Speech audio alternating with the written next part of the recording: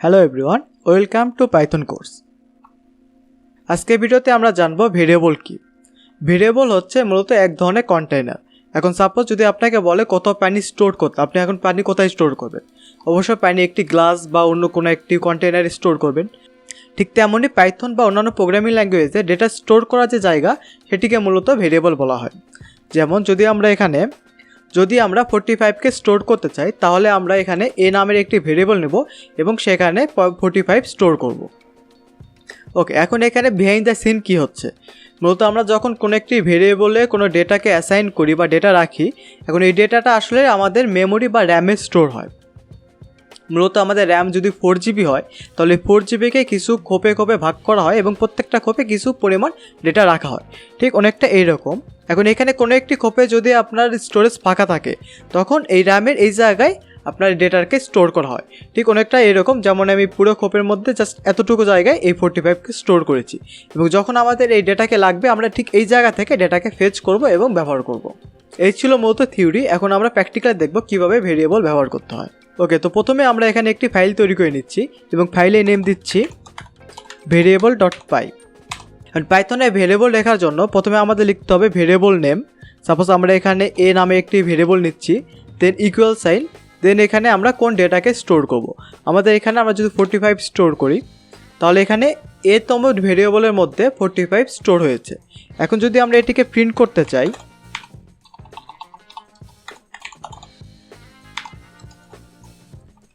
দেন এই ফাইলটিকে যদি আমরা রান করি, তাহলে দেখুন আমাদের এখানে 45 শো করতেছে।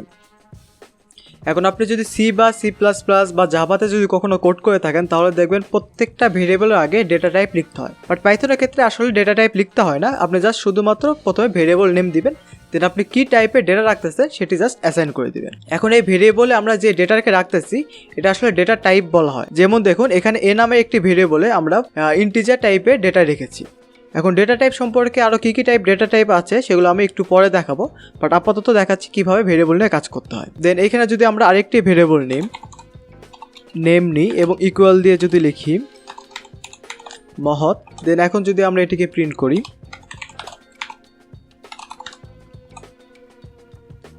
তাহলে দেখুন উপরে 45 প্রিন্ট করতেছে, কারণ আমরা এখানে এ প্রিন্ট করেছি এবং নিচে আমরা নেম প্রিন্ট করেছি, যার কারণে আমাদের এই নেমটা প্রিন্ট করতেছে। এখন এখানে নেমে আমরা যে ডেটা টাইপ ব্যবহার করেছি সেটি হচ্ছে স্ট্রিং। এখন এই ভেরিয়েবল লেখার কিছু নিয়ম আছে। যেমন এখানে যদি আমরা চাই সম্পূর্ণ একটি বড় কোনো কিছু লিখে ভেরিয়েবল নেম দিতে পারবো। সো এখানে দেখুন কোনো ইরর শো করতেছে না। বাট আমরা যদি চাই এখানে মাঝখানে একটি আন্ডারস্কোর দিতে, সেটিও করতে পারবো, এবং শুরুতে আন্ডারস্কোর দিয়ে সেটিও করতে পারবো। ভেরিয়েবলে মাঝখানে বড় হাতে বা ছোটো হাতে সেগুলো দিয়েও কাজ করতে পারবো, বা সম্পূর্ণ ফুল ভেরিয়েবল নেমই বড় হাতে দিয়েও কাজ করতে পারবো, এবং ভেরিয়েবলে লাস্টে বা মাঝখানে কোথাও আমরা চাইলে ডিজিটও ব্যবহার করতে পারবো। বাট কিছু আছে যেগুলো আমরা ব্যবহার করতে পারবো না, যেমন ভেরিয়েবলের শুরুতে আমরা ডিজিট ব্যবহার করতে পারবো না। দেন ভেরিয়েবলের মাঝখানে বা কোথাও আমরা চাইলে এই হাইপেনটা ব্যবহার করতে পারবো না। আমরা চাইলে আন্ডারস্কোর ব্যবহার করতে পারবো, বাট হাইপেন ব্যবহার করতে পারবো না। এবং ভেরিয়েবলের মাঝখানে আমরা কখনো স্পেস ব্যবহার করতে পারবো না। যেমন দেখুন উপরেরগুলোতে আসলে ইরর দেখা যাচ্ছে না, বাট নিচেরগুলোতে ইরর দেখা যাচ্ছে। যে প্রত্যেকটা নিচে লাল আন্ডারলাইন দেখা যাচ্ছে, মানে এগুলো আসলে ইরর, এগুলো আপনি লিখতে পারবেন না। এখন আমরা চাইলে মাল্টিপল ভেরিয়েবল একই সঙ্গে ব্যবহার করতে পারি। ফর এক্সাম্পল, যদি আমরা এখানে x, y, z ইকুয়াল দিয়ে যদি 3টি ভ্যালু দেই, যেমন প্রথমটি মহৎ, দেন দ্বিতীয়টি টিউটোরিয়াল হাবস, এবং 3 নাম্বার যদি আমরা দিই,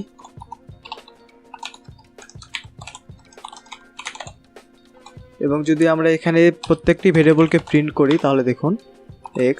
এখন এই প্রত্যেকটা লাইনকে ডুপ্লিকেট করার জন্য কিবোর্ডে একটি শর্টকাট আছে, সেটি হচ্ছে আপনার কিবোর্ডের অল্ট শিফট এবং ডাউন অ্যারো।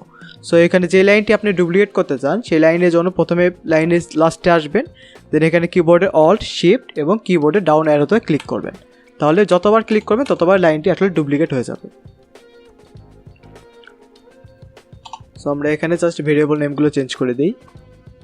এখন যদি আমরা এই ফাইলটিকে রান করি, তাহলে দেখুন আমাদের এখানে 3টি ভেরিয়েবলই শো করতেছে, যে প্রথমে মহৎ, তারপর টিউটোরিয়াল হাবস, তারপর টেক উইথ মহৎ। এখন আমরা যদি চাই 3টি ভেরিয়েবলকে সেম ভ্যালু দিয়ে অ্যাসাইন করতে, সেটিও আমরা করতে পারবো। তার জন্য আমাদের লিখতে হবে a equal, b equal, c equal, then এখানে আমাদের ভ্যালু দিতে হবে। এখন যদি আমরা এটিকে প্রিন্ট করি,